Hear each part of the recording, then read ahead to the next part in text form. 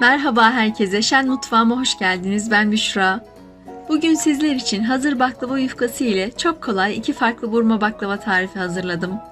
Malzemelerimiz aynı, sadece şekli farklı olacak. Siz hangi şekil hoşunuza giderse onu yapın. İkisi de çok kolay ve çok lezzetli. Önümüz malum Kurban Bayramı. Misafirlerinize, akrabalarınıza gönül rahatlığıyla sunabileceğiniz pratik bir tarif olacak. Asla hamur olma ihtimali olmayan bir tariftir. Uzun zamandır asla şaşmadan yaparım bu tatlıyı. Şerbet oranı ne çok ne az. Tam kıvamında bir baklavamız olacak. Şöyle çıtırtısını size duyurmak istiyorum.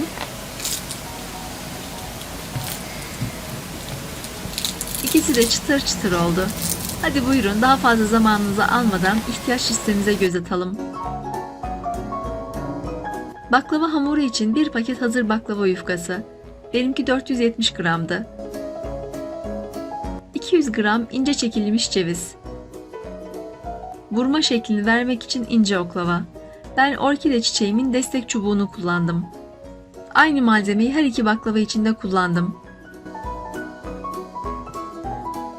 2 paket tereyağı, 1 çay bardağı sıvı yağ.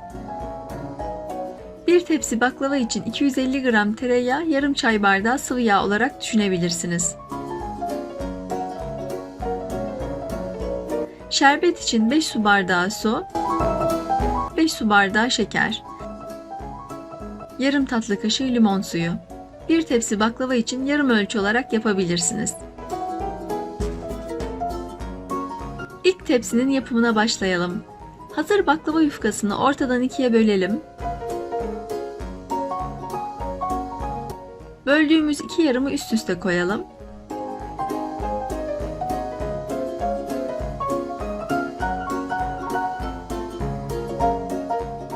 Tekrar ortadan ikiye kesiyoruz.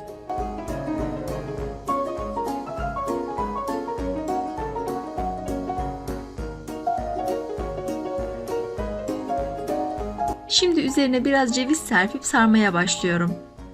Çok fazla ceviz koymuyorum. Fazla koyunca hem yırtılma olabilir hem de çok kalın oluyor.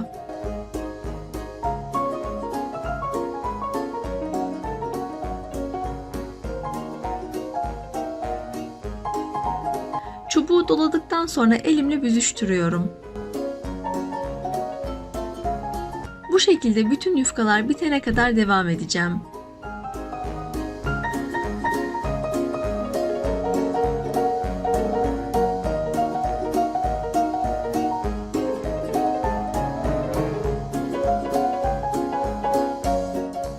Evet, son yufkayı da sardım.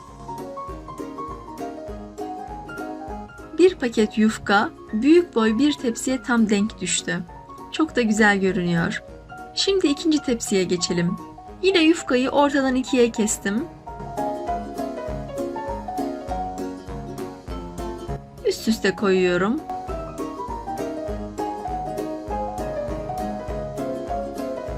Cevizden serpiyorum. Çubuğa dolayıp büzüyorum.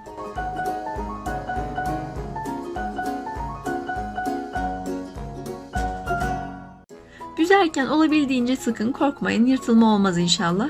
İki ucunu birleştirip tepsiye alıyorum. Hazır baklava yufkaları çok çabuk kuruyor. Bu sebeple biraz hızlı sarmak gerekiyor.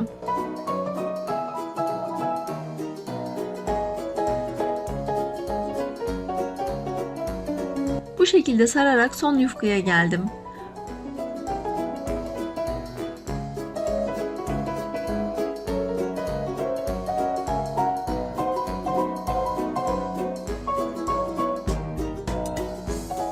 Bu ölçü dikdörtgen borcama tam denk düştü.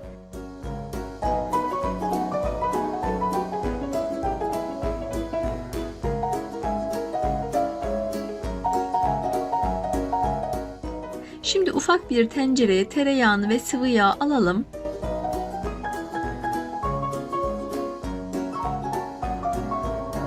Eriyene kadar yağı yakmadan arada köpükleri alarak eritelim.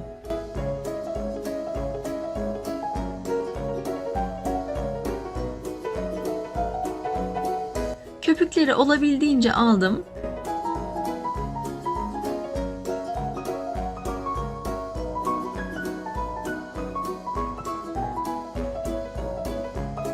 Şimdi yağı 2 tepsiye bölüştürelim.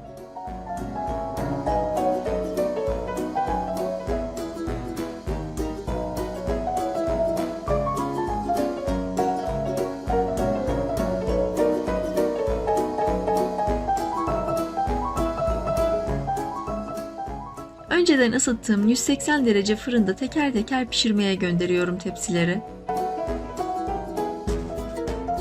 Şerbetimiz için bir tencereye şekeri koyuyorum. Üzerine suyu ilave ediyorum.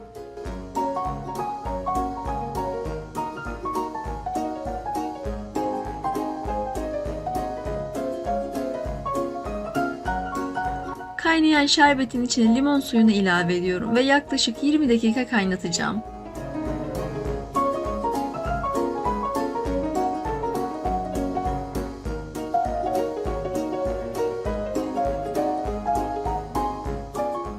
İki tepsi de pişti.